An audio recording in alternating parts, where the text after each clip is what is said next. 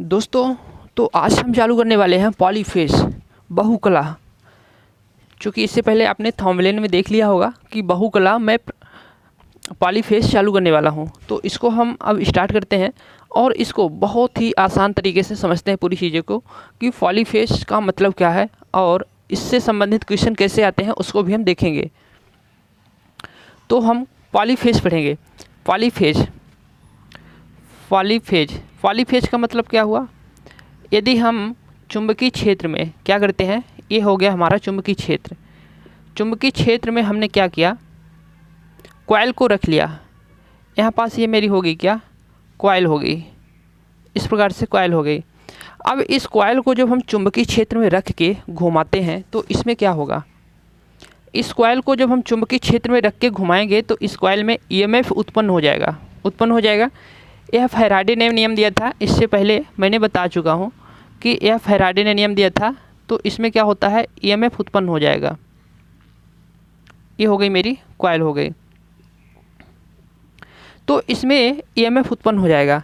तो एक कॉइल हमने रखा है, चुंबकीय क्षेत्र में हमने एक कॉइल रखा है, तो हमको जो ईएमएफ उत्पन्न होगी तो इस कॉइल में कैसे होगी, वो एक फेज की होगी। तो कुछ इस प्रकार से हमारी एक फेज की जो उत्पन्न हो रही ईएमएफ तो इस प्रकार से हमारी मिल जाएगी। ओके, और इस कॉइल में जो उत्पन्न ईएमएफ होगी वो हमेशा आपको याद रखना है, वो एसी होगी, प्रत्यावर्ती होगी, वह अल्टरनेटिंग होगी। डीसी कभी नहीं उत्पन्न हो सकती, चाहे वो डीसी मशीन में ही क्यों न उत्पन्न करें हम, डीसी जनरेटर में ही क्यों न उत्पन्न करें हम। यदि बात करें कि आर्मेचर में कॉइल उत्पन्न किस प्रकार से होगी, तो वो हमेशा, कसम खा लीजिए कि वो हमेशा एसी में ही उत्पन्न होगी। तो जाहिर सी बात है, तो इसमें जब हम थ्री फेज उत्पन्न कर रहे हैं तो थ्री फेज कोई डीसी नहीं होती, तो सिंपल सी बात है, यहाँ पास हम एसी ही उत्पन्न करेंगे। ओके, तो हमने दो चुंबकीय क्षेत्र में समान चुंबकीय क्षेत्र है। ओके, चुंबकीय क्षेत्र के मध्य हमने कॉइल को रखा, एक कॉइल को रखा। इस कॉइल को जब हमने क्या किया, घुमाना प्रारंभ किया, तो इस कॉइल में उत्पन्न हो गई क्या, ईएमएफ। चूँकि यह फैराडे ने नियम दिया था और फैराडे ने उत्पन्न करके दिखाया भी, उसी का तो परिणाम है कि आज हमारे घरों में ईएमएफ आ रही, वोल्टेज आ रही। तो हमने एक कॉइल लिया और इसमें उत्पन्न ईएमएफ कराया, तो वो सिंगल फेज हो गई। वो क्या हो गई, एक फेज की हो गई, क्योंकि मैंने एक कॉइल लिया।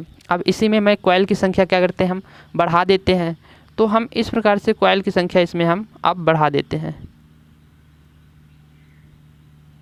ये कॉइल की संख्या मैंने बढ़ा दिया, तो कितनी कॉइल हो गई मेरे पास, यहाँ पास दो कॉइल हो गई। तो दो कॉइल हो गई, तो इसमें उत्पन्न अब कैसी होगी, दो होगी। तो यह दो फेज की हमारी उत्पन्न ईएमएफ हो गई।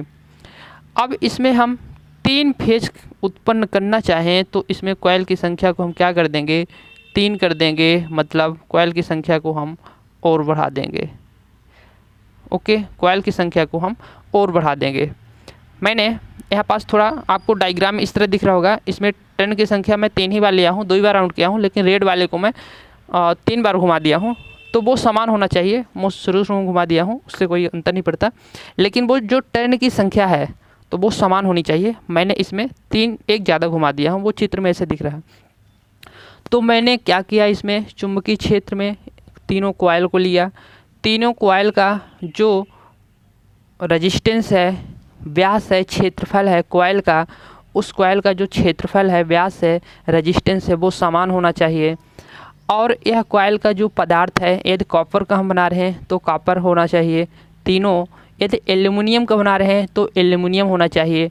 तो तीनों हम समान कॉइल देते हैं। तो हम जनरेटर में जो उत्पन्न करते हैं थ्री फेज, तो उसमें थ्री फेज हम उत्पन्न करते हैं, जनरेटर में हमेशा हम थ्री फेज ही उत्पन्न करते हैं। तो उसमें हमको फ़ायदा क्या होता है, हम दो फेज भी कर सकते हैं, हमारे घरों में दो ही फेज आता है, फेज और न्यूट्रल आते हैं, दो ही फेज आते हैं, तो उसको हम दो ही फेज उत्पन्न कर सकते हैं। लेकिन ऐसा नहीं करते हैं, क्योंकि हमको दूर दूर तक लाइनों को भेजना होता है। यदि हम फेज और न्यूट्रल को उत्पन्न कर लें तो हम लाइन को फेज न्यूट्रल भेजेंगे दूर दूर तक, नहीं, मैं दो फेज नहीं भेज सकता, क्योंकि हमारी कुछ मशीनें हैं जो थ्री फेज में ऑपरेट होती हैं, तो हमको थ्री फेज उत्पन्न करना ही पड़ेगा, चाहे फिर हम उसका यूज दो फेज ही क्यों ना करें, लेकिन उत्पन्न हमको तीन फेज ही करना पड़ेगा। और उसको ट्रांसमिट भी तीन ही फेस करना पड़ेगा और डिस्ट्रीब्यूट भी तीन ही फेस करना पड़ेगा, वो बात की बात है। तो इसमें हम थ्री फेज, जो हमारा टॉपिक है आज, थ्री फेज बाहुकला, तो इसके हम डिफिनीसन कैसे देंगे, इसको हम कैसे डिफिनीसन देंगे? तो सिंपल सा है भाई। इसमें हम यदि एक कॉइल को लिया और एक कॉइल को चुंबकीय क्षेत्र में घुमाया, समान कोणीय वेग से समान चुंबकीय क्षेत्र में घुमाया, तो उसमें जो उत्पन्न हुई ईएमएफ तो वो सिंगल फेज की हो गई। ठीक, हम सिंगल फेज कॉइल लिया था, अब हम दो कॉइल ले लेते हैं, यहाँ पास तीन कॉइल लिए हैं, तो इस प्रकार से बोल सकते हैं दो या दो से अधिक चालक की कॉइलों को समान चुंबकीय क्षेत्र में समान कोणीय वेग से घुमाते हैं, तो उस कॉइल में जो उत्पन्न ईएमएफ होगी तो वह थ्री फेज होगी, उसको कह सकते हैं पॉलीफेज होगी, बाहुकला होगी। सिंपल सा है। तो चुंबकीय क्षेत्र में मैंने कॉइल को लिया, तीन कॉइल को लिया, इसको समान चुंबकीय क्षेत्र है, जो कॉइल की संरचना है वो भी समान है, इसका क्षेत्रफल जो है और किस मटेरियल का बना है वो भी, मतलब टोटली चीज़ क्या है, समान है। और इसको हमने क्या किया, एक समान कोणीय वेग से घुमाया, क्योंकि इसको हम एक समान कोणीय वेग से घुमाएंगे तब जाके हमारी एसी उत्पन्न होगी। ये नहीं कि हम इसको स्पीड घुमाएं फिर धीरे धीरे घुमा रहे, स्पीड घुमाएं धीरे धीरे, ऐसे नहीं, एक समान कोणीय वेग से घुमाना पड़ेगा इसको हमको, तब जाके हमारी इस प्रकार से वेव उत्पन्न होगी। तो एक समान हम कोणीय वेग से घुमाएं तो इसमें जो हमको उत्पन्न हुई ईएमएफ वो होगी पॉलीफेज, थ्री फेज। तो इस प्रकार से आप इसको डिफिनीसन दे सकते हैं। ओके, अब देखिए जो थ्री फेज होता है तो इसको हम क्या करते हैं, थ्री फेज को हम एक निश्चित हम डिफरेंस में रखते हैं। ये समझाने के लिए चित्र था, लेकिन आपको जो चित्र बनाना है वो कॉपी में, तो इस वाले चित्र को अब बनाना है। यहाँ पास मैंने क्या किया, चुंबकीय क्षेत्र ले लिया, चुंबकीय क्षेत्र मैंने ले लिया। इस प्रकार से दो मैंने चुंबकीय क्षेत्र ले लिया। अब इस चुंबकीय क्षेत्र में हम क्या करेंगे, कॉइल को रखेंगे। तो हमारी कॉइल कुछ इस प्रकार से है, इस प्रकार से हमारी क्या है, कॉइल है, और यहाँ पास जो है एंडिंग पॉइंट है। इससे पहले मैंने जो पढ़ाया था, एसी सिस्टम पढ़ाया था, एसी फंडामेंटल, तो उसमें इस चीज़ को बताया था। तो यहाँ से यहाँ तक जो हमारी कॉइल है तो इसी में उत्पन्न ईएमएफ होती है, इसमें नहीं होती। एंडिंग पॉइंट में उत्पन्न ईएमएफ नहीं होती। यहाँ से यहाँ तक की जो कॉइल है इसमें उत्पन्न होगी ईएमएफ, इस एंडिंग पॉइंट में नहीं होती उत्पन्न ईएमएफ। तो इसी कॉइल को हम अब ऐसे यहाँ पास बनाते हैं कि इस वाले जो दो एंड के सिरे हैं, इसी सिरे को हम क्या करते हैं, दर्शाते हैं। हमको क्या दिख रहा है, ए डैश दिख रहा है और ए दिख रहा है। तो इसको हम कुछ इस प्रकार से बनाते हैं कि हमको ये एंड वाला सिरा दिखेगा और इसके पीछे छुपा हुआ रहेगा ये पूरा चीज़ें, ठीक है। तो इसको हम इस प्रकार से बनाते हैं। ये मैंने क्या किया, चालक की कॉइल को ले लिया। चालक और कॉइल का मतलब समझ रहे हैं ना, कोई भी हम तार ले लिए तो वो क्या हो गया, एक चालक हो गया। अब उस तार को हम कुंडलीदार बना दिए, किसी में लपेट दिए तो वह कॉइल हो गई, कुंडली हो गई। कोई सिंपल तार है तो वो तार है, और उस तार को हम क्या किए, गोलाकार या किसी भी आकार में एक फार्मा में दे दिए, कुंडली कर दिए, कुंडलित कर दिए, तो वह कॉइल हो गई। तो यहाँ पास हमने तार नहीं, तार से बनी कॉइल को लिया है, तार से बनी कॉइल को लिया है। तो इस प्रकार से हमारी इसके अंदर हमारा छुपा हुआ है। अब यहाँ पास से ए डैश हो गया, ए डैश हो गया, और ये क्या हो गया, ए हो गया। तो यह जो कॉइल है, इस कॉइल को हमने क्या किया, एक रेफरेंस मान लिया, एक बेस मान लिया। अब इसी के आधार पर जो और हम कॉइल रखेंगे तो एक हमको निश्चित फेज में रखना पड़ेगा, मतलब एक फेज डिफरेंस में रखना पड़ेगा। तो इसको हम बेस मान लिए हैं। अब इसी के आधार पर अन्य कॉइलों को हम रखेंगे, तो एक हम बेस मानेंगे तब तो हम ये पहचान पाएंगे कि एक हम निश्चित कोणीय वेग पर, एक निश्चित हम फेज पर रखे हैं, एक निश्चित कोण पर रखे हैं हम। तो इसको मैंने आधार मान लिया, बेस मान लिया। अब हमने थ्री फेज हमको उत्पन्न करना है तो तीन कॉइल लेना पड़ेगा। तो तीन कॉइल लेने के लिए हमको एक और हम कॉइल को यहाँ पास लगा लेते हैं। ये एक हमारी और कॉइल हो गई। अब हम एक और कॉइल को लगा लेते हैं, ये हमारी तीन गो कॉइल हो गई। तो इसका हमने ए डैश नाम दिया, इसको हम बी दे देते हैं। इसका बी डैश, इसको हम सी डैश दे देते हैं और इसका सी नाम दे देते हैं। तो इस प्रकार से जो मैंने कॉइल को रखा, तो एक के किस में रखा, एक फेज में रखा, एक निश्चित फेज में रखा। तो यह एक निश्चित फेज में हमने क्यों रखा, देखिए यदि हम कॉइल को एक साथ ही रख देते, तीनों को इसी के समांतर में रख देते, तो हमारी जो उत्पन्न होने वाली ईएमएफ है वो कैसी होगी। यहाँ पास इसको हम वेव के माध्यम से समझते हैं। हमारी जो उत्पन्न ईएमएफ होगी वो कुछ इस प्रकार से होगी।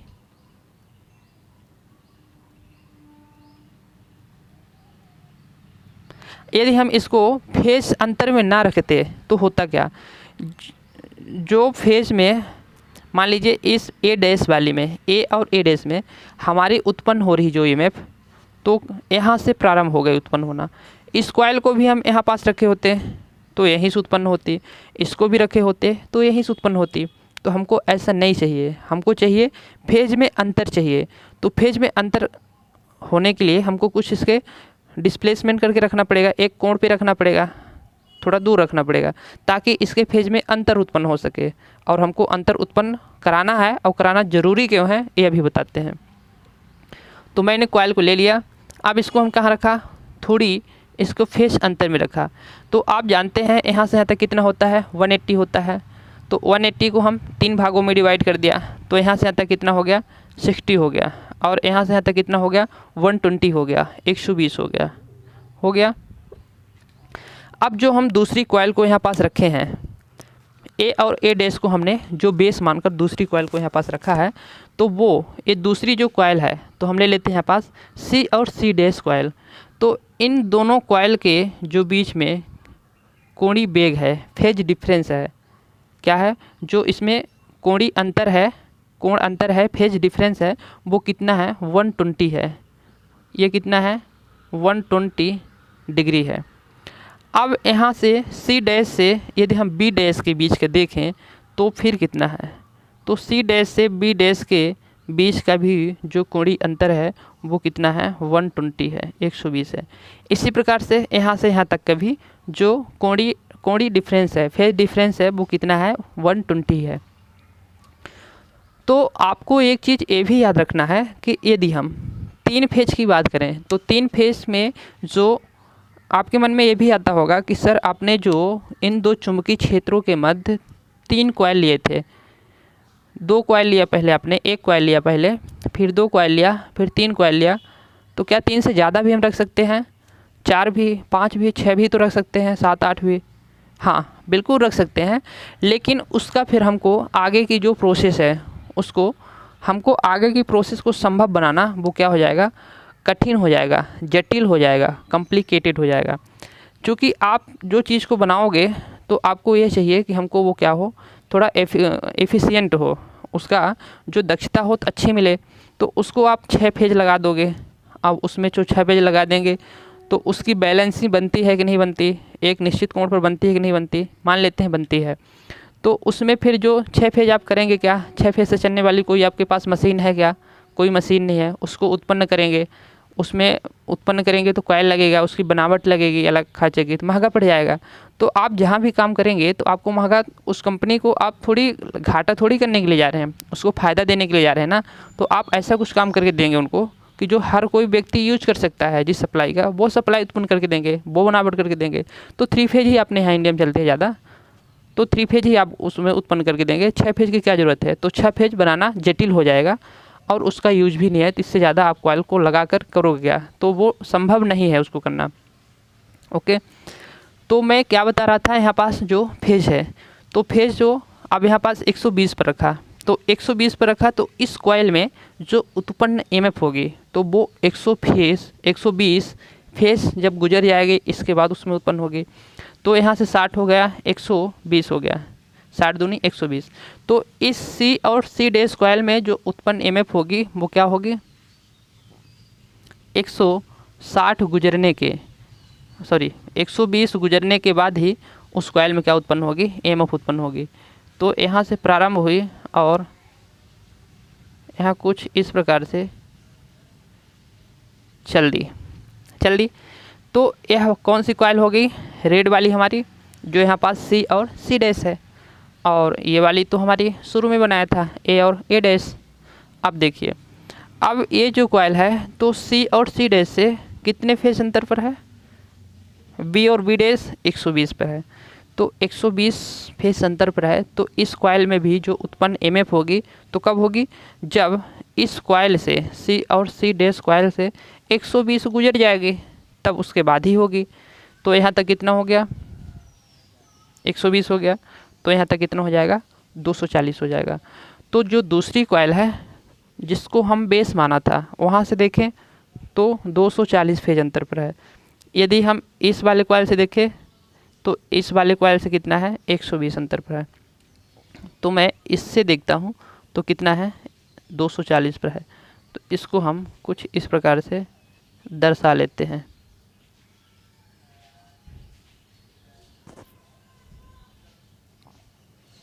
कितना हो रहा है, 1 2 3, तो 1 2 3 सही है। तो इस प्रकार से इसमें फेज अंतर उत्पन्न होते हैं। अब फेज अंतर हमको उत्पन्न करना क्यों जरूरी है, फेज में अंतर उत्पन्न करना हमको क्यों जरूरी है। सबसे पहले तो इसका हम जो कॉइल है उसको हम नाम देते हैं, ये हो गई हमारी ए डैश। इसके बाद आता है हमारा ये जो दूसरे नंबर की है, तो इसको हम यहाँ पास नाम दे देते हैं ना, क्रम से कर लेते हैं। यहाँ पास क्या है, सी सी है, और यहाँ पास तो इसको हम नाम देते हैं बी, और इसको नाम दे देते हैं बी डैश। इसको नाम देते हैं हम सी डैश, और इसको नाम देते हैं हम सी। अब क्रम से हो गई तो हमको नंबरिंग करना आसान हो जाएगा। ए dash B, C dash C, B dash B. तो ये वाली जो कॉइल है तो ए डैश हो गई। इसके बाद हमारी बी कॉइल आ रही है, बी डैश बी कॉइल, तो इसको हम नाम दे देंगे बी डैश। इसके बाद सी आ रही है, तो इसका हम नाम दे देंगे सी डैश। ये तीनों कॉइल है जो यहाँ पास मैंने दर्शाया है। तो तीनों कॉइल में उत्पन्न एमएफ है, ये वाली चीज़, और तीनों कॉइल है।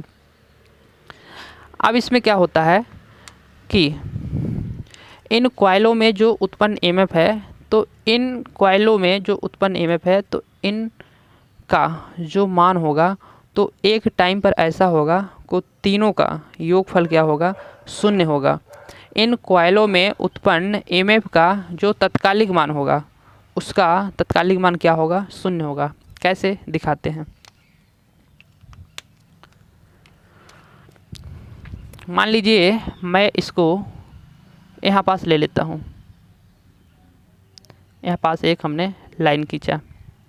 हम तो जानते हैं कि यहाँ पास 180 पर कोई फेज उत्पन्न नहीं हो रहा, कोई मतलब इसमें ईएमएफ उत्पन्न नहीं हो रही, क्योंकि ये कहाँ है, ये 0 अक्ष पर है।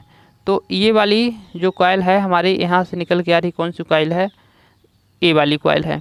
ए डैश की जो कॉइल है, तो इस क्षण तत्कालिक मान क्या होता है, किसी भी क्षण हम उसको देखें तो उसमें कितना उत्पन्न हुआ, किसी भी क्षण तत्काल देखो उसको, तत्कालिक मान, तो इसका तत्कालिक मान क्या है, 0 है ए डैश का। अब हमारा यहाँ पास बचा ये कौन सी कॉइल है, इसको हम देखें तो बी डैश। तो बी डैश में हम मान लेते हैं कितना उत्पन्न हुआ, 100 वोल्ट उत्पन्न हुआ, 100 वोल्ट। कौन सी अक्ष में है, नेगेटिव अक्ष में है। ये कौन सी अक्ष में है, पॉजिटिव अक्ष में है। तो कितना हमारा इसमें उत्पन्न हुआ, तो -100 हुआ। ओके, अब हम देखते हैं तो इसमें सी डैश में कितना उत्पन्न हुआ, इसमें भी मान लेते हैं 100 उत्पन्न हुआ। किस में है, पॉजिटिव में है। तो इसका हम क्या निकाल रहे हैं, तत्कालिक मान निकाल रहे हैं। तो यह पॉजिटिव में है, तो ये हो गया पॉजिटिव में कितना हो गया, 100 हो गया। ओके,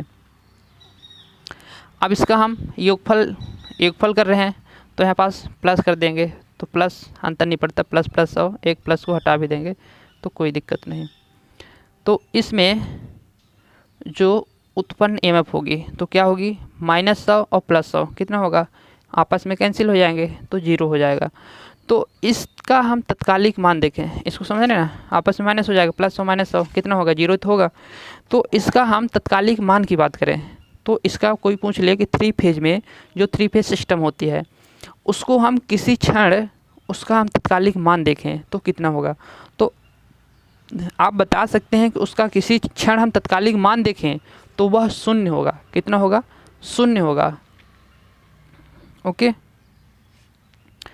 तो इस प्रकार से इतनी चीज़ें आपको आई समझ में कि हमने पॉलीफेज पहले उत्पन्न किया, और पॉलीफेज उत्पन्न करने के लिए मैंने समान संरचना की कॉइल को लिया और उसको निश्चित फेज में रखा, निश्चित अंतर में रखा, जिसको हमने क्या बोला वहाँ पास, फेज अंतर बोला। प्रत्येक कॉइल को एक निश्चित हम फेज में रखा, फेज अंतर में रखा, तो उसको हमने फेज अंतर बोला। और उसमें फेज अंतर हमने क्यों बना के रखा, क्योंकि उसका तत्कालिक मान शून्य होना था, तो इसीलिए हमने उसको क्या किया, फेज, वो होता भी अपने से होता भी, हमको कराना नहीं था, वो होता ही, क्योंकि मैंने 3 फेज में ऐसे अंतर में रखा कि वो उसका तत्कालिक मान शून्य होगा ही। तो हमको 3 फेज में रखा इसलिए मैंने 120 डिग्री पर, कि चूँकि कोई भी इसका जो बैलेंस है, तो एक बैलेंस भी क्या बनेगा, ठीक ठाक बनेगा। चूँकि 180 को और जब हम 360 को डिवाइड करेंगे 3 से, तभी जाके हमारा क्या होगा, एक अच्छे से 6 छक्का 36, तो एक ठीक ठाक हमारा जो बैलेंस बनेगा तो 120 से ही बनेगा, 120 डिग्री पर ही रखने से वो बनेगा। तो इसलिए हमने 120 डिग्री पर ही रखा, और जनरेटरों में अक्सर 3 फेज जनरेटरों में 120 डिग्री पर ही रखा जाता है। यदि 3 फेज की बात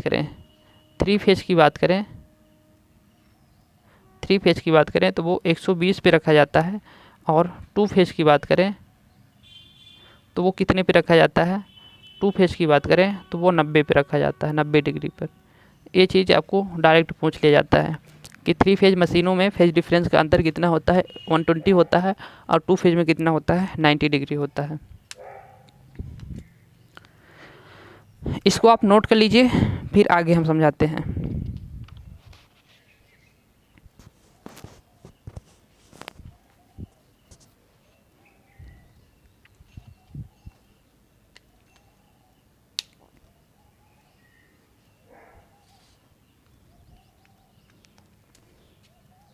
ओके, तो इसमें आप तत्कालिक मान का यदि समीकरण भी लिखना चाहें तो लिख सकते हैं, समीकरण इसको आप लिख सकते हैं।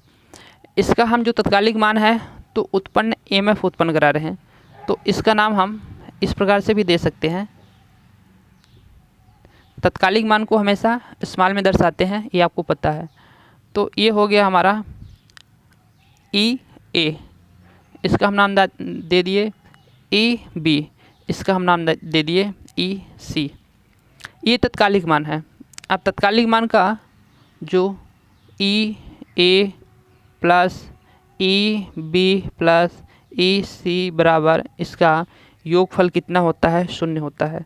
क्योंकि इसको हम इस प्रकार से दे सकते हैं कि इसका नाम है, और A में कितना उत्पन्न हुआ, C में ले लेते हैं, C में कितना हुआ, 100 हुआ, और प्लस ले लिए। EB में कितना हुआ, EB यहाँ पास ये कौन सी है, ये तो EA है, तो EA में कितना हुआ, 0 हुआ, EA में 0 हुआ, और EB में कितना हुआ, ये EB है, EB में -100 हुआ, तो यहाँ पास -100 ले लिए, इस प्लस का कोई मतलब नहीं। तो ये EC का मान हो गया, और ये EB का मान हो गया, EB का, तो -100, जो हमारा बचा कितना, 0 बचा। तो इसका जो तत्कालिक मान होगा तो 0 होगा। अब इसका तत्कालिक मान ये देखें कि कितने कोण पर रखा है, तो इसको इस प्रकार से समीकरण लिख सकते हैं आप। EA का तत्कालिक मान तो क्या होगा, E maximum sine omega T, इसका हो गया तत्कालिक मान। अब इसका तत्कालिक मान देखें, ये कितने पर रखा है, 120 डिग्री पर। ये वाली जो है EB कॉइल तो 120 डिग्री पर रखा है, तो माइनस हो जाएगा 120, तत्कालिक मान में हम पढ़ते थे माइनस कर देते थे, तो E maximum sine omega T minus 120, जितना फेज डिफरेंस उतने माइनस करते थे।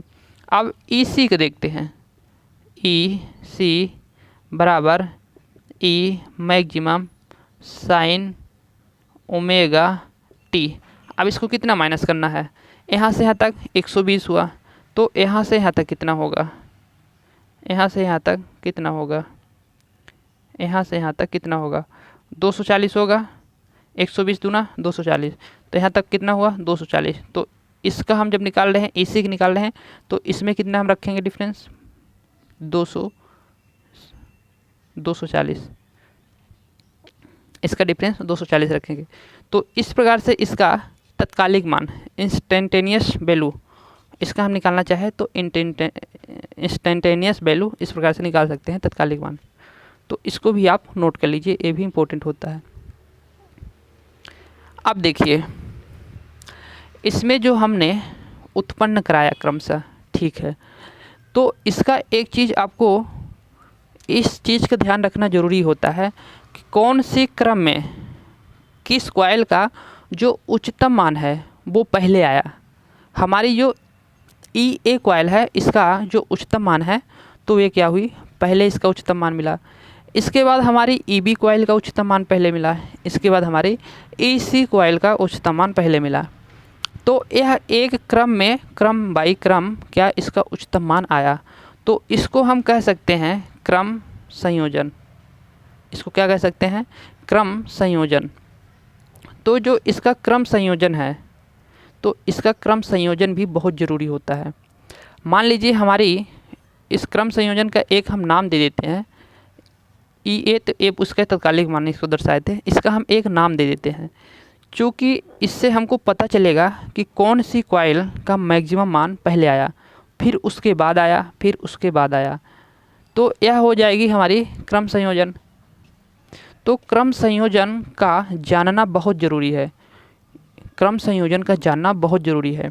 यदि आप 3 फेज ट्रांसफार्मर को क्या करते हैं, पैरेलल ऑपरेशन करते हैं, पैरेलल में समांतर में चलाते हैं, तो उसका जो क्रम संयोजन है वो क्रम संयोजन बहुत ही इम्पोर्टेंट होता है। इसको बोले तो फेज सीक्वेंस। तो इसका फेज सीक्वेंस जानना बहुत ज़रूरी होता है। यदि फेज सीक्वेंस से आप नहीं मिलाते तो वहाँ पास क्या हो जाएगा, फॉल्ट हो जाएगा। फॉल्ट हो जाएगा तो आपकी मशीनें ख़राब हो जाएंगी। तो कोई जनरेटर हो गया या फिर ट्रांसफार्मर हो गया या फिर 3 फेज मोटर हो गई। 3 फेज मोटर हो गई, जैसे कि ये 3 फेज मोटर हो गई। तो 3 फेज मोटर में जो इसका क्रम संयोजन है ये भी अपने आप में क्या होता है, बहुत महत्वपूर्ण होता है। ये 3 फेज संयोजन में जो मोटर है तो यहाँ पास R है, Y है, B है। इसको आपने सही सीक्वेंस दिया तो ये सही दिशा में चलेगी। और मान लीजिए मशीने में लोड लगी है उधर और आपने इसका गलती से फेज सीक्वेंस क्या कर दिया, उल्टा कर दिया, तो मशीनों में जो लोड लगा है तो मोटर ही उल्टा चलने लगेगी। तो वहाँ पास हमारी पता नहीं कितनी नुकसान हो जाएगा, लॉसेस हो जाएगा। तो फेज सीक्वेंस का जानना हमको बहुत ज़रूरी होता है। तो कोई भी मशीन हमारी चलाने से पहले उसका फेज सीक्वेंस क्रम संयोजन जानना ज़रूरी होता है। तो क्रम संयोजन एक अपने आप में महत्वपूर्ण स्थान देता है। तो इसका हम नाम जो है तो रेड रख देते हैं। मान लेते हैं कि जो पहले उच्चतम मान पर पहुंची तो उसका नाम हम रेड रख देते हैं, लाल। इसके बाद हम इसका नाम रख देते हैं येलो, पीला। R/B, B से ब्लू हो जाएगा, B से ब्लू। तो रेड हो गया, येलो हो गया और ब्लू हो गया, लाल हो गया, पीला हो गया और नीला हो गया। तो इस प्रकार से हम जो तार होते हैं तो उसके हम कलर से हम जान जाते हैं कि जो लाल वाला कलर है वो पहले पहुंचा होगा, उच्चतम मान उसका होगा, इसके बाद पीले वाले का होगा, इसके बाद नीले वाले का होगा। तो इस प्रकार से आप वायर भी देखे होंगे कि जो उस कलर में ही मिलने लगे हैं, क्योंकि उससे हमको फेज को पहचानने में बहुत सुविधा होती है, आसानी होती है। तो इसीलिए उसके हम क्रम को क्या करते हैं, इस प्रकार से निर्धारित करते हैं। अब इसका जो क्रम होता है तो इस क्रम को भी हम 2 प्रकार से निर्धारित करते हैं। एक तो हम कर सकते हैं R/B, इसको हम बोलेंगे पॉजिटिव क्रम संयोजन, पॉजिटिव फेज सीक्वेंस बोलेंगे। तो इसको जो फेज सीक्वेंस है तो आपसे पूछे कितने प्रकार से हम कर सकते हैं, तो 2 प्रकार से करते हैं। कौन कौन सा फेज सीक्वेंस करते हैं, एक हम पॉजिटिव फेज सीक्वेंस करते हैं, एक हम पॉजिटिव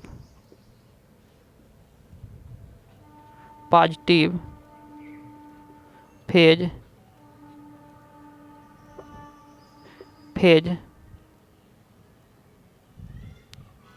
सीक्वेंस।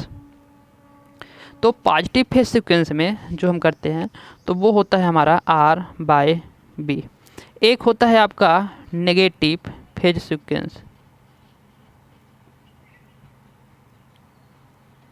नेगेटिव फेज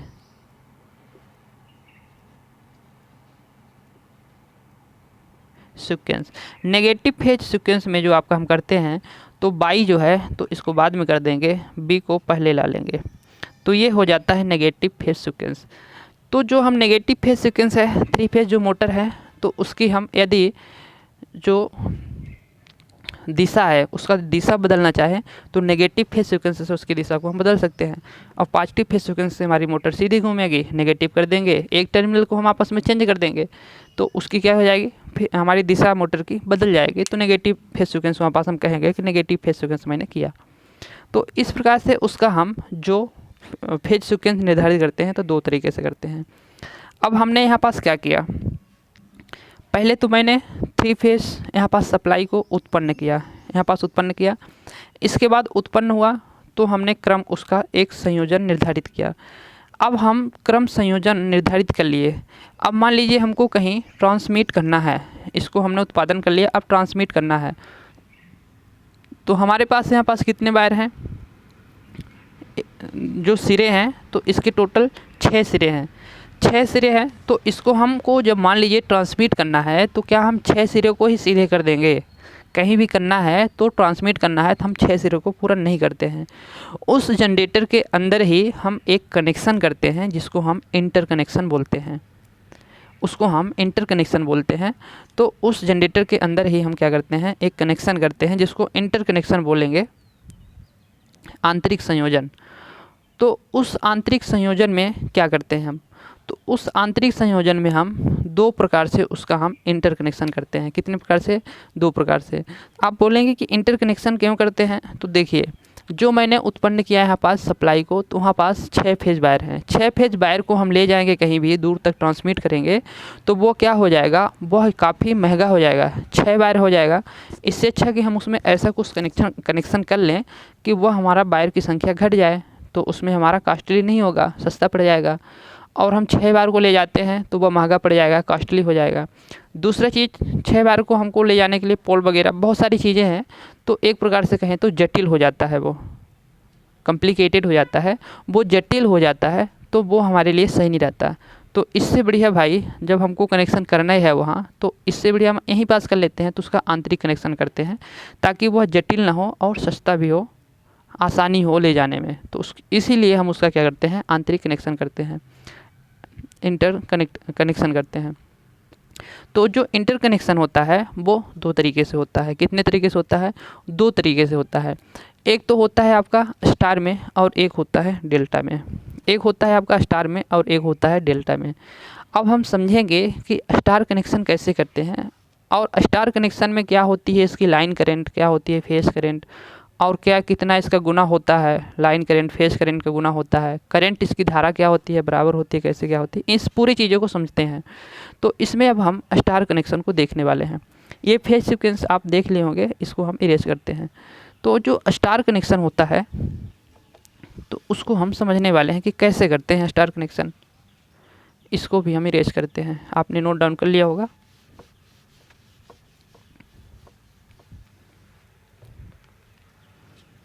इसके बाद जो हमारा हेडिंग रहेगा स्टार कनेक्शन।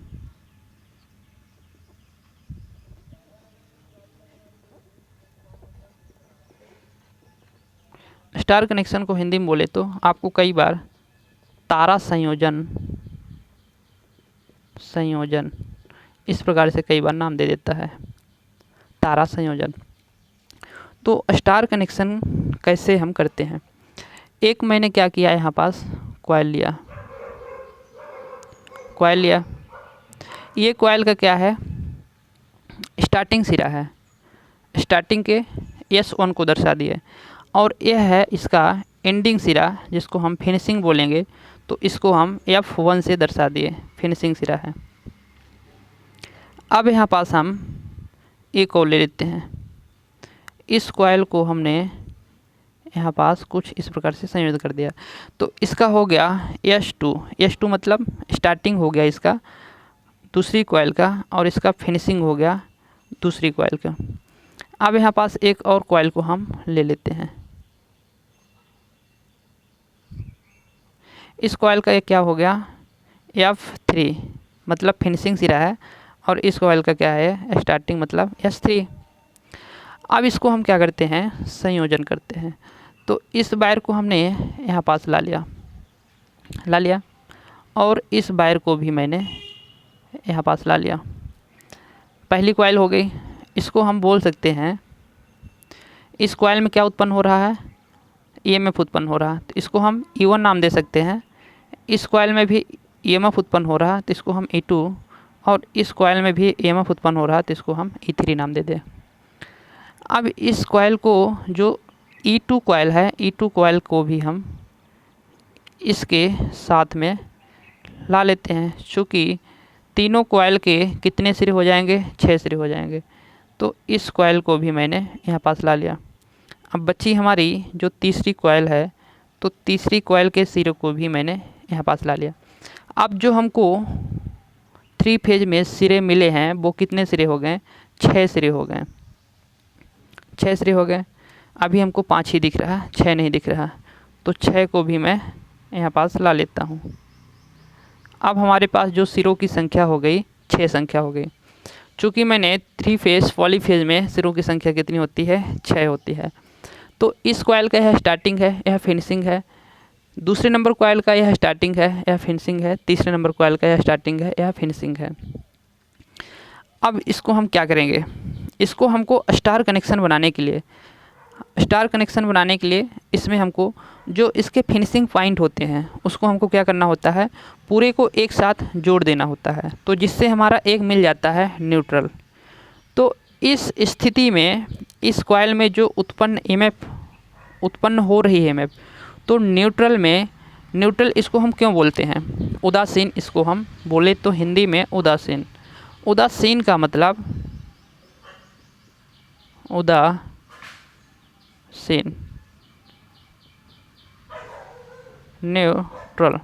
न्यूट्रल इसको हम क्यों बोले, क्योंकि यहाँ पास जो विभव का मान है, EMF का मान है, तो वो क्या है, शून्य है। यहाँ पास EMF का मान जो है तो शून्य है। शून्य कब होगा, यह एक होता है संतुलित लोड की कंडीशन। क्या होती है, संतुलित लोड की कंडीशन। यहाँ पास यदि लोड क्या है, संतुलित है, यहाँ पास भी लोड संतुलित है, यहाँ पास भी लोड संतुलित है, तो इस कंडीशन में यहाँ पास क्या होगी, EMF का मान शून्य होगी। इसको टच करने पर भी इसमें हमको शॉक नहीं लगेगा, इस तार को हम, जो इसका न्यूट्रल पॉइंट है, इसको हम एक साथ क्या करते हैं, जोड़ देते हैं। तो हमको जो ट्रांसमिशन लाइन में ट्रांसमिट करना था 6 वायर को, तो अब हमको जो वायर को ट्रांसमिट करना पड़ेगा, कितने वायर दिख रहे हैं, 4 ही वायर दिख रहे हैं। मतलब यहाँ पास हमको कुछ सस्ता हो गया, हमारा इकोनॉमिकल हो गया, सस्ता हो गया। अब हमको तार को ले जाने में भी आसानी हो गया। 6 तार से हमने 4 तार कर लिया। जो हमने इंटरकनेक्शन किया था, 2 प्रकार से कर रहे हैं, एक स्टार में, एक डेल्टा में, तो यहाँ पास मैंने स्टार में कर लिया, तारा संयोजन में कर लिया। अब इसमें आपसे जो पूछा जाता है क्वेश्चन, तो कुछ इस प्रकार से होता है कि फेज क्या होते हैं और लाइन क्या होते हैं, फेज वोल्टेज क्या होता है और लाइन वोल्टेज क्या होता है। तो आपको फेज वोल्टेज जो बताना है, तो वो फेज वोल्टेज जो होता है, एक लाइन और एक न्यूट्रल के बीच के जो अंतर होते हैं, उसको फेज अंतर बोलते हैं, फेज बोलते हैं, उसको फेज वोल्टेज बोलते हैं। तो किसको बोलेंगे, एक न्यूट्रल, यहाँ पास से क्या है, इसको नाम हम दे देते हैं, इसको हम नाम दे देते हैं कि ये रेड वाला है। कौन सा है, ये रेड वाला है। और ये कौन सा है, हमारा येलो वाला है, पीला वाला, यहाँ पास हम वाई लिख देते हैं। और ये कौन सा है, ब्लू है। ये हमारा न्यूट्रल है, तो इसको हम एन से। आपको यदि न्यूट्रल का कलर पूछा जाए, तो वो ब्लैक कलर को होता है वायर, हमेशा कैसा होता है, ब्लैक कलर को होता है। और ट्रांसमिशन लाइन में तो कोई उसका आकार छोटा रहेगा। इन फेज वायरों की अपेक्षाकृत जो ट्रांसमिशन लाइन होती है, उसमें इसका जो व्यास है तो थोड़ा कम रहेगा इसकी अपेक्षाकृत। बाकी जो घरों में हम वायरिंग करते हैं, तो उसका कलर न्यूट्रल रहता है। ये भी एग्जाम में पूछा जाता है कि कौन कौन से कलर का कैसा कलर होता है, कौन सी वायर का। तो यहाँ पास ही हमारा न्यूट्रल हो गया। अब फेस और एक फेस और न्यूट्रल के बीच में जो हमको वोल्टेज मिलेगा तो उसको हम क्या बोलेंगे, फेज बोलेंगे, फेज वोल्टेज बोलेंगे कि लाइन वोल्टेज बोलेंगे, तो उसको बोला जाता है फेज वोल्टेज। इसी प्रकार से ये हमारा रेड और न्यूट्रल के बीच मिला तो इसको हम क्या बोलेंगे कि रेड का ये फेज वोल्टेज है, मतलब रेड वाले वायर का फेज वोल्टेज है। इसी प्रकार से हमको जो न्यूट्रल और बाई के बीच में मिलेगा तो इसको हम बोलेंगे ये क्या है, ये हमारा बाई का फेज वोल्टेज है। इसी प्रकार से हमारा जो यहाँ पास बी का मिलेगा तो इसको हम बोलेंगे कि यह बी का क्या है, फेज वोल्टेज है। फेज वोल्टेज हो गया। तो फेज वोल्टेज आपको समझ में आ गया कि फेज वोल्टेज क्या होता है। एक न्यूट्रल और एक फेज के बीच का जो वोल्टेज होगा उसको फेज वोल्टेज बोलेंगे। तो फिर आपने नाम सुना होगा लाइन वोल्टेज भी। तो लाइन वोल्टेज क्या होता है, लाइन वोल्टेज आपके जो दो लाइनों के बीच का वोल्टेज होता है वो लाइन वोल्टेज होता है। दो लाइन का मतलब एक रेड हो गया और एक हमारा बाई हो गया, एक आर हो गया और एक बाई हो गया, मतलब दो जो लाइनों के बीच का वोल्टेज है वो होगा आपका लाइन वोल्टेज। फेज वोल्टेज एक न्यूट्रल और एक लाइन के बीच का, और लाइन वोल्टेज दो लाइनों के बीच का। तो यहाँ पास अब हम लाइन वोल्टेज को दर्शाएं तो इस प्रकार से एक हम आर और एक हम बाई, इन दोनों के बीच का जो वोल्टेज को हम लेंगे तो वो होगा हमारा फेज वोल्टेज। तो किन दोनों के बीच के लिए हैं हम, भी वोल्टेज जो है तो आर और बाई के बीच के लिए हैं, आर और बाई के बीच के लिए हैं। अब हम ले लेते हैं इसमें किसके बीच का, रेड और ब्लू के बीच का ले लेते हैं, रेड और ब्लू के बीच का हम वोल्टेज को ले लेते हैं। तो यहाँ पास इसको हम बोलेंगे,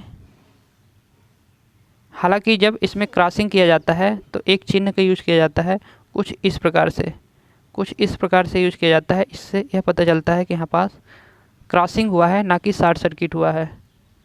तो इसको हमको इस प्रकार से सिंबल का यूज़ करना पड़ेगा। तो एक इसके बीच का है जो हमारी यहाँ पास वोल्टेज मिली, ये रेड है और हमारी ब्लू के बीच का है, मतलब बाई के बीच का। अब हमारी दो फेस मिल गई, दो लाइन मिल गई। अब हमको बाई और बी के बीच का चाहिए। तो यहाँ पास जो वोल्टेज होगी बाई और बी के बीच की होगी, बाई और बी के बीच की होगी। तो आपको ये समझ में आ गया होगा कि लाइन वोल्टेज और फेज वोल्टेज क्या होते हैं। अब इसमें जो आपसे सबसे ज़्यादा पूछा जाता है कि लाइन वोल्टेज फेज वोल्टेज के कितना गुना होता है, या फेज वोल्टेज लाइन वोल्टेज के कितना गुनी होती है, इस तरह पूछा जाता है। और दूसरा चीज़ जो पूछा जाता है तो लाइन वोल्टेज जो होती है तो करंट की कितनी गुनी होती है, समान होती है या फिर वो कितनी गुनी होती है। तो ये वाला क्वेश्चन पूछा जाता है। तो इसको हम देख लेते हैं।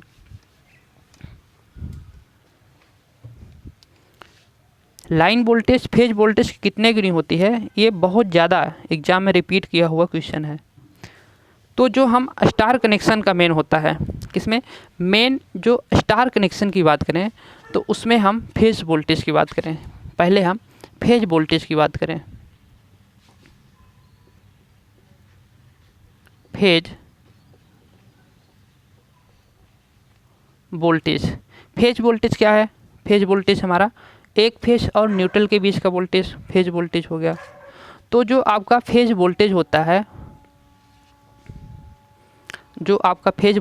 है, वो लाइन वोल्टेज का कितना होता है, √3 गुना होता है। कितना होता है, √3 गुना होता है। तो आपके जो लाइन वोल्टेज का है, जो फेज वोल्टेज, वो कितना होता है, √3 गुना होता है।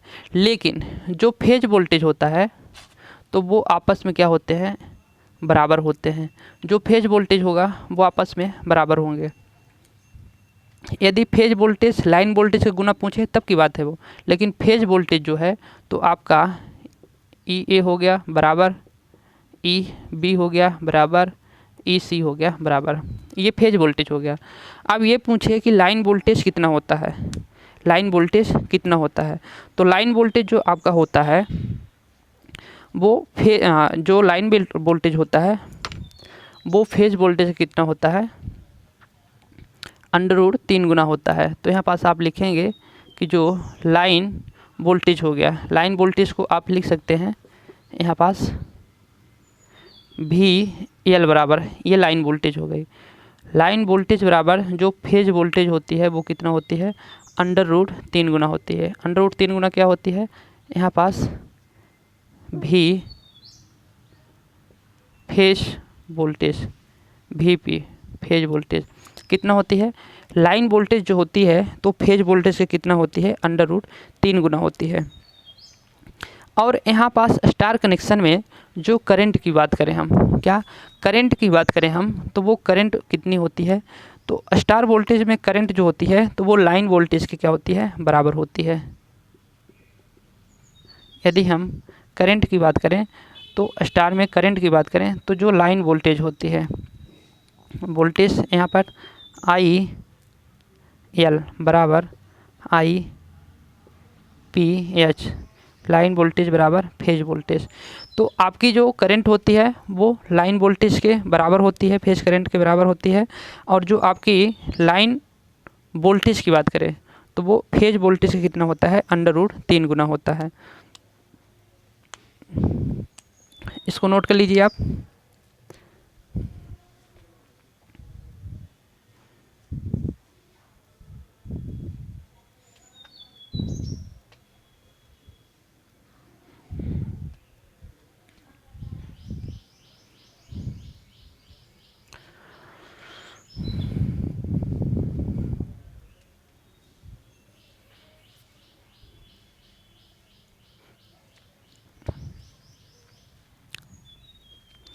इसको आप नोट कर लीजिए।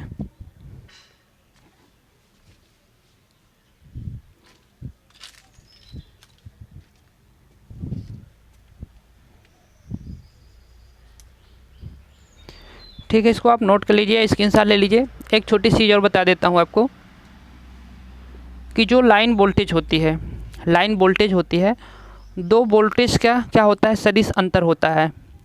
तो आपकी जो लाइन वोल्टेज होती है, वो क्या होती है, दो वोल्टेज के बीच का सदिश अंतर होता है, वेक्टर डिफरेंस होता है।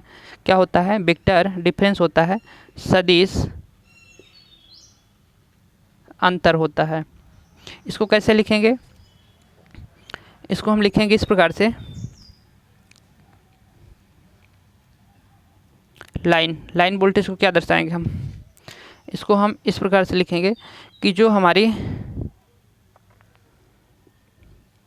लाइन वोल्टेज लिखते हैं ना, वोल्टेज की जो लाइन है वो क्या होगी आपकी, वो होगी 1 सेकेंड, हाँ, आपकी E1 और E2 इन दोनों के बीच का क्या होता है, अंतर होता है, E2 माइनस E1, यहाँ पास कौन सी आपकी वोल्टेज ले लेते हैं, मान लीजिए रेड को ले लेते हैं, वोल्टेज रेड। इसी प्रकार से भी B बराबर ले लेते हैं, R को मैंने ले लिया, बाई को ले लेते हैं, पहले भी बाई को ले लेते हैं। तो ये क्या हो जाएगी, जो VR है एक इसके बीच का है, यहाँ पास यदि हम देखें VR, तो VR हमारी है VR, E2 और E1 के बीच का अंतर है, E2 और E1 के बीच का अंतर है। अब हम ले लेते हैं किसको, V बाई को लिए हैं, तो V बाई कहाँ है हमारा पास, V बाई हमारा A हो गया, वोल्टेज A हो गया, एक इसके बीच का है अंतर, तो हमारी E3 V बाई, यहाँ पास मैंने E2 लिया, 1 सेकेंड,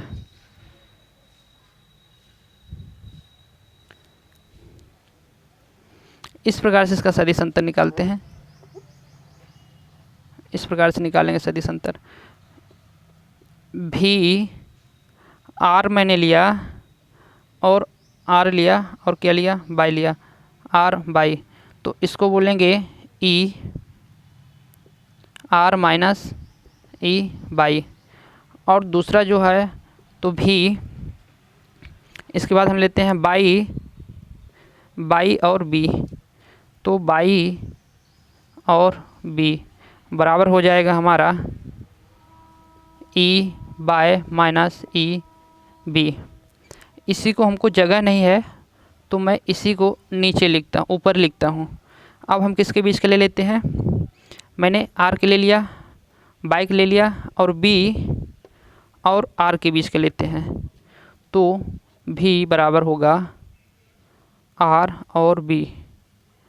तो इसके बीच का अंतर जो हो जाएगा आपका E R minus E B. ये तीनों चीज़ आपसे पूछेगी जो लाइन वोल्टेज होती है तो वो क्या फेज डिफरेंस सदिश वेक्टर डिफरेंस होती है। हाँ, तो वेक्टर डिफरेंस होती है। दो लाइनों के बीच का क्या होती है, सदिश अंतर होती है। तो ये सदिश अंतर हो गया। आज इतना ही, बाकी पॉलीफेज को कंटिन्यू रखते हैं नेक्स्ट क्लास में। तो नेक्स्ट क्लास में आप ज़रूर बने रहिएगा, उसमें भी आपको बहुत कुछ सीखने को मिलेगा। Okay, bye bye, good day.